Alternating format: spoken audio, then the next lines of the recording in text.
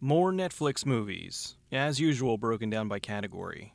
Comedy, Super Troopers. If you haven't seen this movie yet, why haven't you seen this movie yet? Since they just announced the sequel, I thought it would be a good idea to bring up the original. One of the few comedies that's actually funny without veering into the it's uncomfortable so it's funny zone. A bunch of smart-ass cops are fighting to save their precinct from being shut down. Completely silly and incredibly quotable. Sci-fi, Event Horizon, essentially a haunted house movie in space. It's incredibly creepy, and the atmosphere they create with the movie is great. On top of that, the very impressive cast makes this movie stand out from other sci-fi horror films. The visuals in the movie are just fantastic, and there were so many cool ideas that they presented. I wish they would have been able to turn this into a franchise. Action, Bounty Hunters. I saw a lot of negative reviews on this, but I genuinely enjoyed it. Some bounty hunters get into a job that is way over their heads, which of course puts them into a bunch of life-threatening situations. Not exactly highbrow entertainment, but you could do a lot worse with 80 minutes. Horror. Tremors 2. A solid follow-up to the classic original, and while this one doesn't have Kevin Bacon, it does have Fred Ward and Michael Gross fighting off the next evolution of graboids.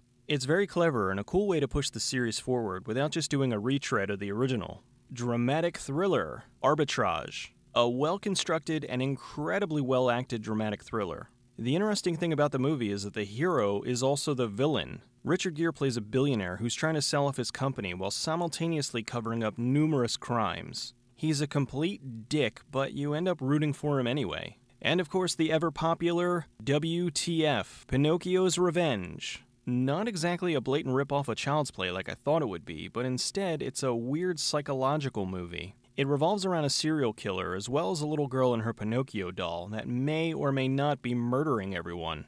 I hope you check these out and enjoy them. I've got a really big episode I'm working on and I hope it turns out as well as I think it should. Anyway, I'll see you next week.